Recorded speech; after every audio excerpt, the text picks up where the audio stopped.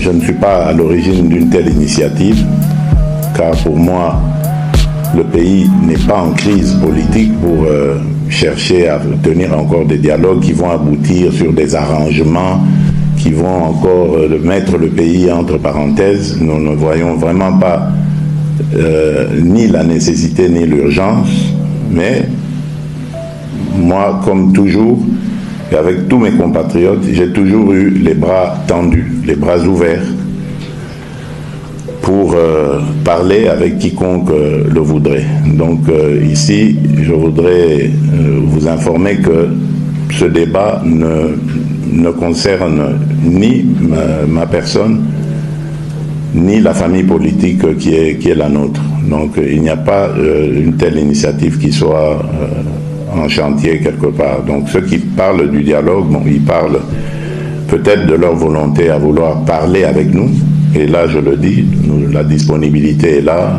Tout compatriote congolais a droit au débat, a droit au chapitre, a droit au dialogue avec même le chef de l'État s'il le désire. Mais évidemment, en tenant compte du respect de nos lois, du respect de la bienséance et ne pas venir avec des menaces ou des vociférations pensant pouvoir intimider.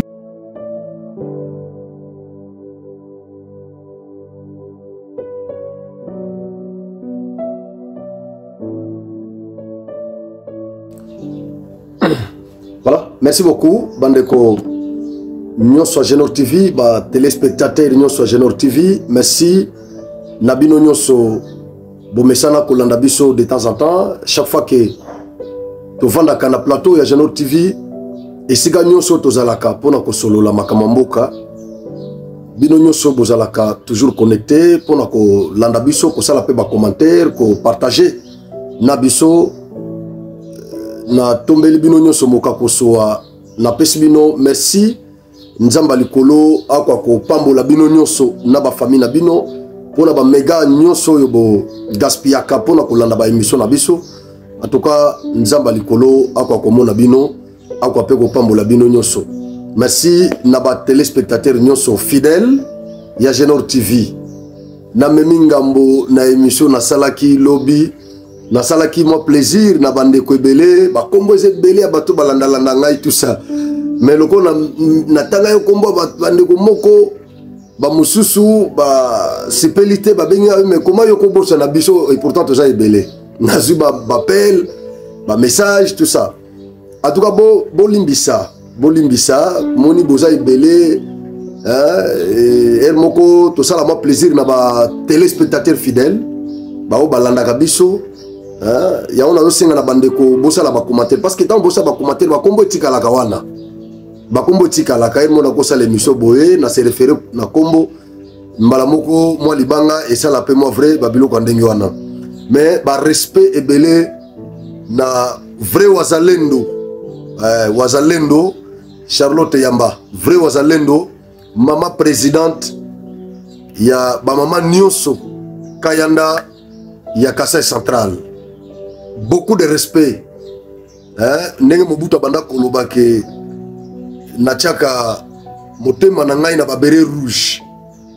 Babere rouge na babere vert. Siko pona Genor TV, pona Ndeko Frank. Bino boza lokola babere rouge. Ya likambo kanginga na moye kanginga na pokwa. Chombo ka mbala moko intervention rapide. Trop de respect. Maman Charlotte Yamba, trop de respect. Trop de respect. Merci beaucoup. Alors, vidéo Botiko Landa, et sa réaction à Félix par rapport à dialogue où ils ont proposé na Martin Fayoulou. Je crois que dans cette émission est belé autour de la question, il y a dialogue au Martin Fayoulou, azako senga na pouvoir. Ba ke plus loin ko qualifier ba bandeko nyoso ba congolais nyoso. Oyo ba kozala contre dialogue wana de connivence na Kagame. Ça c'est selon la mouka ya Martin Fayoulou. Moutou a tenu ba propos wana eza secrétaire général ya ECD Devos Kitoko Muto alobi ango na tout Congo, alobi ango un peu partout na ba média nyonso azo leka leka. Alobi Congolais nyonso oyaza contre dialogue na minito yo sait que azo travailler en connivence na Kagame. Lelo yo sikoyo Félix Antoine Tshisekedi, président de la République. Oyaza na pouvoir na minito yo ya ko accorder bango dialogue wana. Ye wana aboyi. Na vidéo Bouti Kolanda, il est très clair. Il a dit que plan ya dialogue et outil ni et pas na yete ni et pas ya famille politique na yete. Alors bato bazo linga dialogue c'est que bangonde baza na posa ya koya kosolola na ngai. Mais porte na nga eza grandement ouverte na Congolais nyonso oya kolinga ko dialoguer na ngai akoki koya mais tout en respectant les règles. Voilà, parce que nous sommes dans un état de droit. Vous ne pouvez pas vous présenter devant un chef de l'État avec arrogance. Non. Non. Alors bien déjà en amont. C'est-à-dire ceux qui vont kolinga kokuta nana Félix, au niveau solo nana président, vous avez makamoko solo nana président, aboïté, aza d'accord, mais à condition que respect est là. Tant que son aïe, oyebake, tu es devant un chef de l'État avec un langage de politesse, et non avec l'arrogance. Alors bien déjà en amont. Alors il y a un mot nakati kuna o Félix employé oyo et défraie les sous chroniques et pas na biso, c'est toujours comme ça nous sommes habitués. Yango mona na biso pe toyaka kaka toyaka parce que mboka na biso eza mboka ya ba controverse, eza mboka ya ba polémique, eza mboka polémique et cause la autour ya ba parole, autour ya ba phrase, autour ya ba mot. Comme dans ce cas ici na makambo Félix alobi eza na mot moko oyo Félix employé na kati ya ba propos na ye tango alobi que nous n'avons pas une crise politique à RDC. Allez et provoquer boucan. Tolé. Bato balukaka Félix va profiter les sous na moana. Comment koki kolobake tozana crise politique dans le pays? C'est que Félix est inconscient, Félix a boyé, Félix a sala, ayu makambozo sala, tout ça Félix soit azo me rendre compte de l'état actuel social en Mboka Nabiso. Les opposants en parlent. Partout dans les réseaux sociaux, ils en évoquent dans leurs commentaires. Nazo pas sa raison, na Félix. Quand il a reconnu que nous ne sommes pas dans un état de crise politique en RDC. Il a pleinement raison. Il a pleinement raison quand il a dit ça. Le problème, c'est quoi? Les gens confondent la crise politique et la crise économique. C'est tout ce que c'est la lecture que moi j'ai faite. Bateau va attaquer Félix dans le lobby que nous ne sommes pas dans une situation de crise politique. C'est qu'ils ne comprennent pas la notion de la crise politique. Ou la différence existant entre la crise politique et la crise économique, ou encore entre la crise politique et la crise diplomatique, qui est encore considérée comme crise internationale. Les gens ne comprennent pas la différence qui se trouve entre ces différentes crises. La crise politique est considérée encore comme crise institutionnelle, ou crise constitutionnelle, ou encore crise de pouvoir. Tandis que la crise économique, c'est une dégradation économique et des perspectives économiques d'un État. Ça peut affecter une partie du pays ou soit tout le pays. Cette dégradation économique. Tandis que la crise politique, c'est une situation de méfiance de la population envers les régimes politiques ou le gouvernement. Ou simplement les désaccords entre les institutions politiques, notamment entre le Parlement et le président de la République. On peut parler là de la situation d'une crise politique. ou lorsqu'il y a mésentente ou désaccord entre les partis politiques faisant partie d'une même famille politique. Nous pouvons évoquer aujourd'hui l'exemple de l'Union Sacrée. C'est une famille politique. Et s'il y a le désaccord entre les partis faisant partie de cette famille politique ici, là on peut parler de la crise politique ou de la crise de pouvoir. Mais dans ces cas ici, est-ce qu'il y a un désaccord entre le président de la République et le Parlement? Je dis non. Est-ce qu'il y a un désaccord, mésentente entre les différents partis faisant partie de l'Union Sacrée? Je dis non. Il n'y a pas de mésentente entre les partis de la famille de l'Union Sacrée. Il n'y en a pas. Tous sont derrière le chef de l'État. Il n'y a pas un désaccord ou une mésentente entre le gouvernement et le Parlement. Il n'y en a pas. Et dans ces cas, s'il y a mésentente persistante entre le gouvernement et le Parlement, la Constitution a déjà tranché. Ça va appeler la dissolution par le chef de l'État. Et dans une situation de crise, il y a des indices de crise politique. La crise politique peut entraîner les grèves, les manifestations des mouvements politiques, des partis politiques. Ça peut même dégénérer, déboucher sur les renversements du régime. Mais dans ces cas ici, est-ce qu'il y a des grèves? Est-ce qu'il y a des manifestations de grande envergure dans ces pays? Est-ce que les Congolais, le peuple est derrière ces opposants-là? Non. Preuve en est que quand ils font des manifestations ici, ils appellent la population dans les rues. Les Congolais n'y répondent même pas. Ils ne répondent pas. Ça prouve à suffisance que le peuple n'est pas derrière ses opposants. Le chef de l'État que nous avons, il a été élu par ce peuple-là à plus de 70%. C'est qu'il n'y a pas une crise politique. Le deuxième après lui, il avait combien? Moins de 20%. Et le chantre de dialogue aujourd'hui, lui en avait combien? Et à partir de quel moment on peut parler de la crise politique? Nous avons le président élu à 70%. Nous avons un parlement qui fonctionne régulièrement. Nous avons un gouvernement qui vient d'être mis en place et qui fonctionne normalement et régulièrement. Et donc, toutes les institutions de la République sont dûment installées et elles fonctionnent régulièrement. Là, on ne peut pas parler de la crise politique dans un pays comme ça. Et donc, Félix a raison de dire ça, de ne pas reconnaître cette crise politique en RDC aujourd'hui. Ça, c'est clair. Alors, il ne faut pas confondre les choses. Il a parlé de la crise politique. Maintenant, vous voulez commencer à parler du social. Le social, c'est autre chose.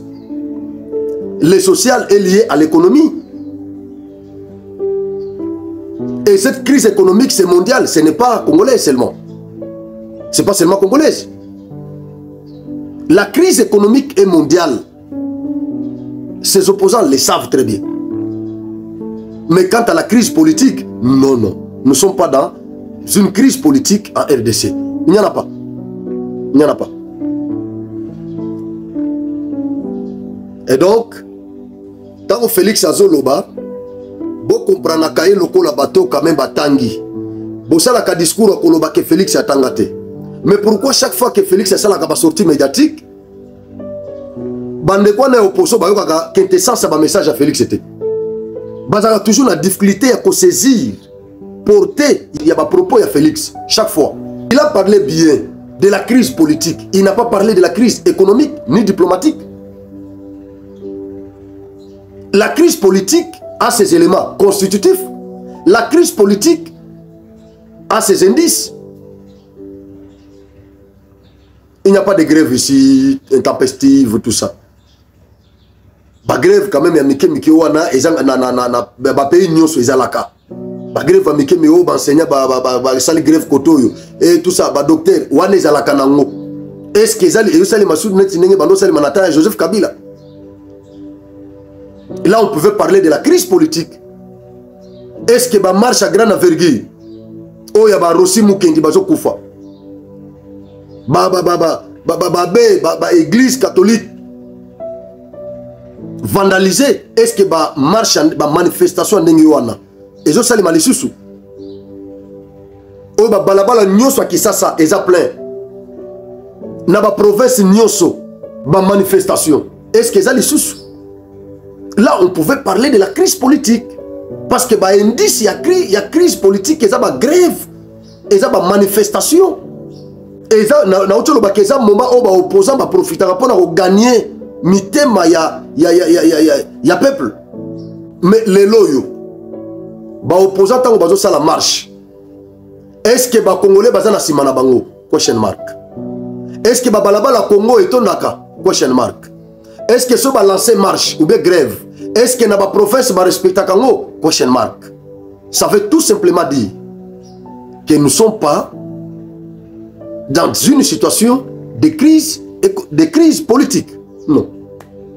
Et quant à la crise économique, c'est mondial. Ce n'est pas seulement congolaise. C'est mondial. Crise économique est mondiale. Alors, par rapport au dialogue, Félix a rejeté Yango d'un revers de la main. Alobi yé Namutu na yé idée ya dialogue ezate. Fayulu naba presse penge bandeko nyoso bazo bunda po na dialogue. Félix alobi bangonde baza na posa ya kwa kokutana ngai poto solola. Idée ya dialogue euté pa na ngati a fixé opinion. Parce que Nazo Kapembe ni batmosuzono Fayulu a 5 millions, il y a Tshisekedi, il est instrumentalisé par les pouvoirs pour qu'il convaincre l'opposition à diviser l'opposition, tout ça. Mais lui-même est là, Félix Yemoko. Il n'a pas une langue liée. Oui. Kabila lui ne parlait pas, mais Félix lui parle. Kabila ne parlait pas. Bobano Lobana Kabila, Félix, oh non, il dépasse, Basombi Bango, tout ça. Est-ce que vous savez Kabila lobby? Non. Kabila lui ne parlait pas, mais Félix lui parle. Azakou na besoin de mousso et koloba na place ne yemoko na nazo beta mbodi, a beti mbodi a katibal. Kabila il fallait qu'il amber mende aloba. Patrick Mouya osala musale belé sous régime à Félix, mais ce cas zo kana mingi te pourquoi? Parce que yemoko leader aza parler. Amuto bambodi. Porte-parole ayokana kamingi na régime oyo président yemoko alobakate. Mais na régime au président lobaka porte-parole ayokana mingi te. Parce que président zamuto bambodi. Alors Félix akati débat wana ya dialogue. Soki Fayulu na lamuka bazana posa ya kokutana na Félix basolola. Bazaba Congolais, la porte est grandement ouverte. Félix Alobi, Bakoki Koya, légalement. Et ça n'a boutouté. Bokeluka Félix n'a boutouté. Bokende na moi. Beaucoup t'anana Félix, bo une audience, accorder une audience. Beaucoup t'anana Félix, bo présenter ma civilité. Depuis qu'il est devenu président, pour la deuxième fois. Quand Moussous n'a fallu beaucoup t'anate. Alors, Bako Kendo Koutananaï, la première des choses, va présenter ma civilité. Et pas président Félix officiellement. Et cause la difficile parce que Bango bazana discours que Félix a sa légitimité selon Bango. Na évité légitimité wana ce que ça il y a papier, ce que ça populaire, je ne sais pas. Selon Bango. Et na posa question oyo Baïbi Sabiso Katumbi selon ye azakina ba résultat mosusu. Il y a élection présidentielle. Fayulu azakina ba résultat mosusu. Alors, question c'était simple. Bayebi Sabiso, qui avait gagné cette élection présidentielle? Batigala qu'on répond à la question. Félix n'a pas gagné. Oui. Tondini Yango. Alors, qui avait gagné cette élection présidentielle? Le vainqueur était qui? Parce que Katumbi a rejeté qui va résultat SNI. Oye Bimisaï Félix président. Fayou Loupé a rejeté Yango. Bangomi Balé. Va reconnaître Félix comme président. Question d'Angé Zalaki, il fallait qu'il se bazonge la biso la kisabiso, c'est lui qui avait remporté le vrai gagnant. Le vrai gagnant na élection wana il faut ba la kisabiso batikala ko la kisabiso vrai gagnant. Et donc loko la ba la kisabiso vrai gagnant. Pour Fayulu atikala ko ponte Katumbi musavite pour le baga Katumbi na gagnaki. Fayulu yemo ko pe tout royo atikala ko milo bateke yemo to gagnaki élection wana. Katumbi pe côté na ye pe na batu na ye bayoka ki soni parce que ba image à campagne tozaki nango. Na ya Fayulu na ya Katumbi nyonso tozaki nango. Baba na pe ko yoka soni ya kolobake Katumbi ne mutu a gagnaki élection wana. Ils avaient honte. Lokola baboya ki ko lakisa Katumbi ke ye mutu a gagnaki. Fayulu pe baboy pe ko lakisa Fayulu na batone ke ye mutu a gagnaki. C'est que Félix ne mutu a gagnaki parce que Mutamba a désisté en faveur de Félix. Nani Noël Tchani a désisté en faveur de Félix. Je crois Adolphe Mozi Topé on dira désisté. Voilà. Donc Ebele ba désisté. C'est Sanga a désisté en faveur de Katumbi. Matata Ponyo en faveur de Katumbi. Les jeunes au hasard en prison nani nani ah omboneki musika cette kikuni yé pas désisté en faveur de Katumbi. Et comment il y a ba bloc? Si on a un bloc ni Matata, ni cette kikuni, ni Sesanga. Batikala koloba na biso ke Katumbi ne mutu a gagné l'élection. Côté ya Fayulu, ni Lexis légal, ni nani oyo penge un prince à New York. Ba photo na New York penge ba photo na New York pas comme possible. Ah penge opposition fouti hein. Opposition fouti. Prince à New York. Ba photo na babalabala New York pas presse penge. Yé pratikala ko la kisabiso te ke Fayulu ne mutu a gagné l'élection wana. Biso ba ndeto loba ke Tshisekedi ne mutu a gagné. Bango siko loko bazon di mate fala ki ba ya na ba preuve contraire. Ti lelo batikala ko na ngote. Batikala ko la kisabiso gagnate. C'est que Félix jusqu'à preuve du contraire, il est le président légitime élu à plus de 70%. Et donc nous ne sommes pas dans une situation de crise politique ni institutionnelle. Félix est le chef de l'État. Fayulu soka linga kutana na ye. Akende kaka na moi na va normal. Akutana Félix basolola aibise makambo aza nango. Film ekosila. Donc ba discours na bino ya pembeni ya kyo Félix atindi Fayulu tout ça akende kosangisa ba opposant. Non. Katumbi akota union sacrée. Est-ce que même ba opposant nyoso Fayulu aboyakati? Et qu'est-ce qui prouve que Fayulu nda convaincre ba nyoso? Pour bato Katumbi pe côté na bango balobi non. To proposa ki ya wa réforme. Na opposition Fayulu aboyaki. Tango biso kendaka union sacrée. Fayulu aboyaki lelo yosiko yo Fayulu ya lingi dialogue to fa na mesa moko na Tshisekedi siko so luka biso to na mesa wana biso pe to koyate donc ba règlement de compte mais wana etali bango c'est que nous devons retenir c'est que nous ne sommes pas dans une situation de crise politique. Quant à la crise économique, elle est mondiale. La crise économique est mondiale. Na Nations Unies, victoire Nabiso, Bolandi Yango. Donc, crise diplomatique, ezate. Crise économique, eza mondiale. Ezaga congolaise. Crise politique, na Congo, ezate. Merci, Tokutani, na numéro Moussous.